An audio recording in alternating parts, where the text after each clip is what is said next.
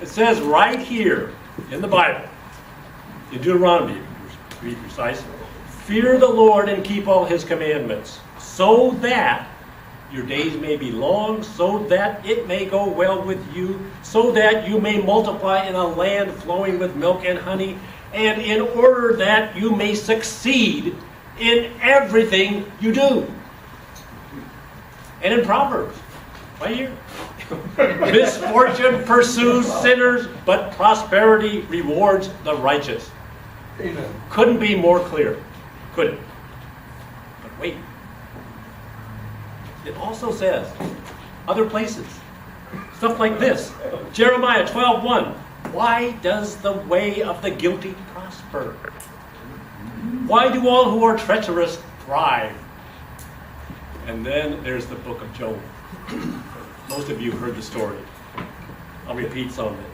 7 sons, 3 daughters, 7,000 sheep, 3,000 camels, 500 yoke of oxen, 500 donkeys, a boatload of servants.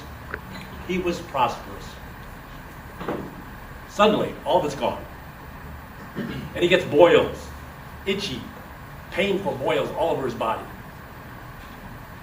Wife, his dear wife, not like Job's wife, she says, just curse God and die. And his friends, not like you guys, his friends insist that he must have done something really, really bad to get all this. One of them even says, you probably did worse, or you deserve worse for whatever you did that you won't tell us about. Now, Job holds on to his innocence. If he had a reason to be this guy could have been an angry Jew, Jack. He should have been an angry Jew. Well, he was Jewish. But instead, he says this, naked I came from my mother's womb, and naked I will depart. The Lord gave, and the Lord has taken away. May the name of the Lord be praised. Well, less philosophical, less magnanimous than Job, I say, come on, God! Make up your mind! Does good character bring prosperity or not? To which he replied, shh, you ignorance. Don't you remember my man Einstein told you a few weeks ago? You quoted him. Things should be made as simple as possible, but not simpler. He says to me, that proverb is a good general rule, just like eat well and you'll be healthier. But that doesn't mean you'll never get sick if you eat well. Besides, God shouts back, just who do you think you are? It's not all about you. Your individual well-being is not my only purpose. I'm not some divine butler who exists just to serve your individual needs and wants. Remember that Deuteronomy passage you just referred to? It's addressed to the whole community and by extension to all of humanity. And if all of you humans would do what's right, believe me, you'd all be a lot better off.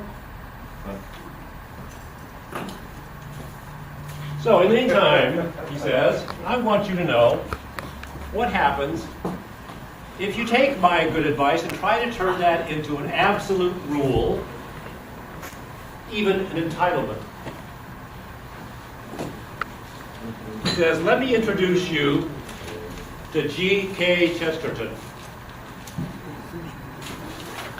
Chesterton, he studied Job. He observed the society around him, and he thought it all through. And here's what he said.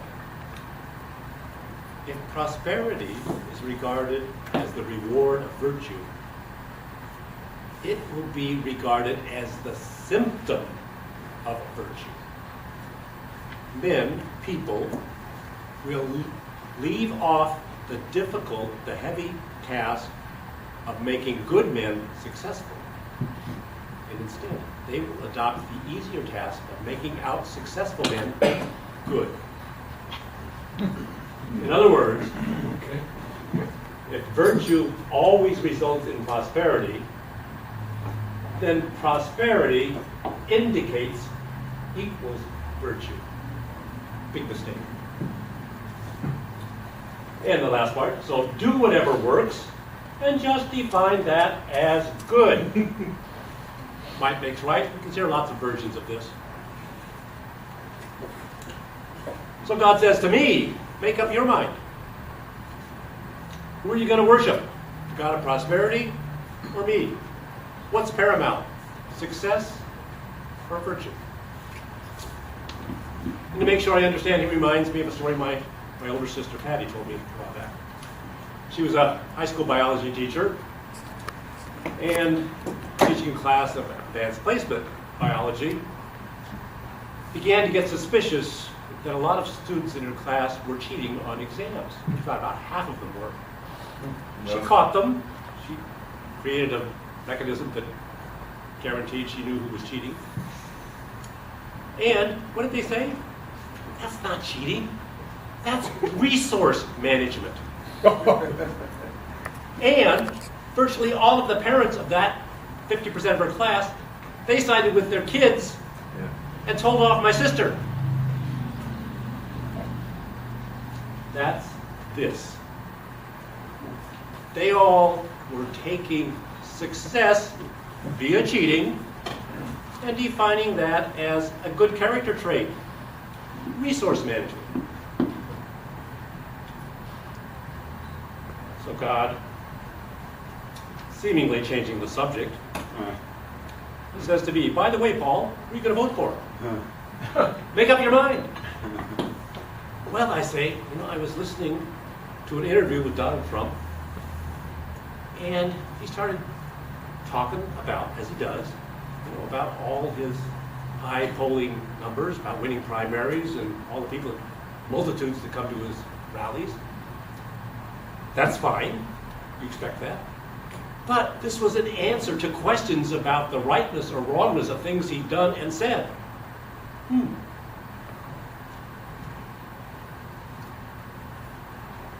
Seems like another instance of making out successful men good.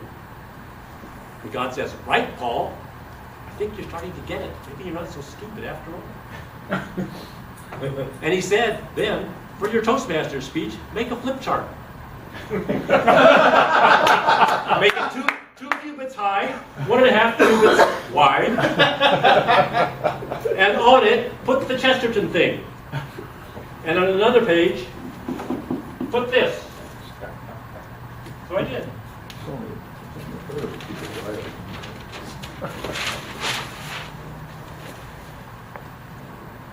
Chesterton, the heavy task of making good men successful. Call that greatness. And write Abraham Lincoln. The easier task of making out successful men good. Call that greatism. And write Donald Trump. And then God said, utter these words. Greatness is great. Greatism ain't. Mr. Dosman.